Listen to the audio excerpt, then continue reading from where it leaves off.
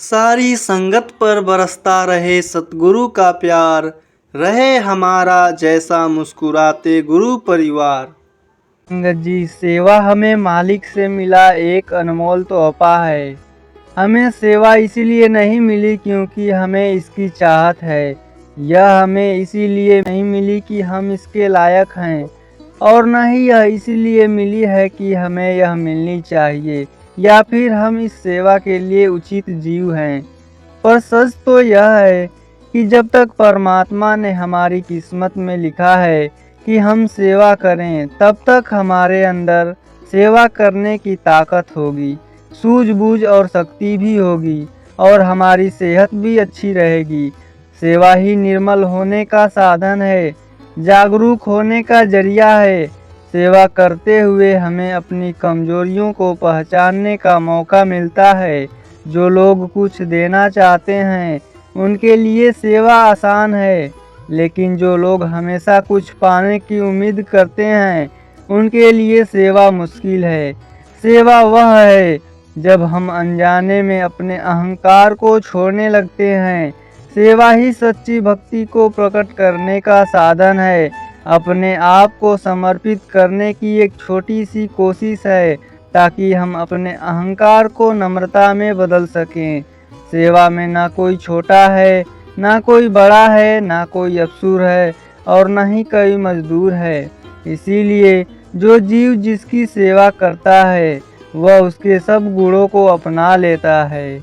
सोचने वाली बात है कि जब आप शराब पीकर मंदिर, मस्जिद, गुरुद्वारा या चर्च नहीं जाते हो तो घर कैसे जाते हो, जहां आपको जन्म देने वाली माँ रहती है, प्यार करने वाली बहन रहती है, सम्मान देने वाली पत्नी रहती है और साथ निभाने वाला भाई रहता है तथा सहारा देने वाला पिता रहते हैं। घर भी तो एक मंदिर ही है।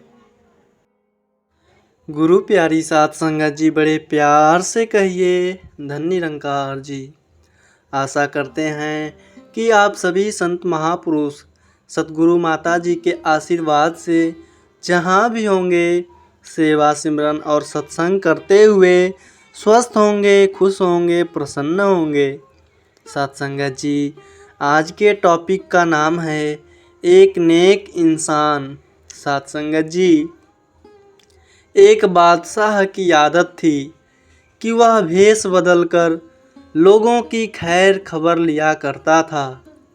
एक दिन अपने वजीर के साथ गुजरते हुए शहर के किनारे पर पहुंचा तो उसने देखा कि एक आदमी गिरा पड़ा है। बादशाह ने उसको हिलाकर देखा तो वह व्यक्ति मर चुका था। लोग उसके पास से गुजर रहे थे। बादशाह ने लोगों को आवाज़ दी, लेकिन लोग बादशाह को पहचान ना सके और पूछा क्या बात है। बादशाह ने कहा, इसको किसी ने क्यों नहीं उठाया। तब लोगों ने कहा, यह बहुत बुरा और गुनाहगार इंसान है। बादशाह ने कहा, क्या ये इंसान नहीं है? और उस आदमी की लाश उठाकर उसके घर पहुंचा दी। उसकी बीवी शौहर की लाश को देखकर रोने लगी और कहने लगी कि मैं गवाही देता हूँ कि मेरा शौहर बहुत नेक इंसान है। इस बात पर बादशाह को बड़ा ताज्जुब हुआ। कहने लगा कि यह कैसे हो सकता है। लोग तो इसकी बुराई कर रहे थे और तो और इसकी लाश को हाथ लगाने को भी कोई तैयार न था। उसकी बीबी ने कहा, मुझे भी लोगों से यही उम्मीद थी। दरअसल हकीकत तो यह है कि मेरे शौहर हर रोज़ शहर के शराब खाने में जाते थे, शराब खरीदते और घर ला कर के नालियों में डाल देते थे और कहते थे कि चलो कुछ तो गुनाहों का बोझ इंसानों से हल्का हुआ।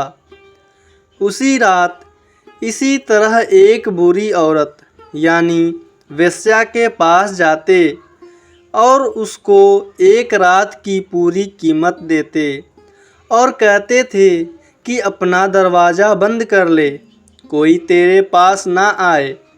घर आकर कहते थे कि खुदा का शुक्र है, आज उस औरत और नौजवानों के गुनाहों को मैंने कुछ बोझ हल्का कर दिया। लोग उसको उन जगहों पर जाता देखते थे। मैं अपने शौहर से कहती थी, याद रखिए, जिस दिन आप मर गए लोग आपको नहलाने तक भी नहीं ले आएंगे, ना तुम्हारी नमाज ए जनाजा पढ़वाएंगे और ना ही आपको दफनाएंगे। वे हंसते थे और मुझसे कहते थे कि घबराओ नहीं, तुम देखोगी कि मेरा जनाजा वक्त का बादशाह और नेक लोग पढ़वाएंगे। यह सुनकर वह बादशाह रो पड़ा और कहने लगा कि मैं बादशाह हूँ, कल हम इसको नहलवाएंगे, इसकी नमाज ए जनाजा भी पढ़वाएंगे और इसकी मैयत भी हम दफन करवाएंगे। साथ संगत जी, आज हम कुछ देखकर या दूसरों से कुछ सुनकर अहम फैसले कर बैठते हैं। अगर हम दूसरों के दिलों के भेद को जान जाएं, तो हमारी ज़बानें गूंगी हो जाएंगी। किसी को गलत समझने से पहले हम देख लिया करें कि वह ऐसा है भी कि नहीं, और हमारे सही या गलत कहने से सही गलत नहीं हो जाएगा और ना जो गलत है वो कभी सही होगा। हम दूसरों के बारे में फैसला करने में महज अपना वक्त ज़ाया कर रहे हैं। बेहतर है कि ये अपना वक्त, जो कि कीमती है, किसी की बुराई करने की बजाय किसी कीमती चीज़ को हासिल में करने लगें।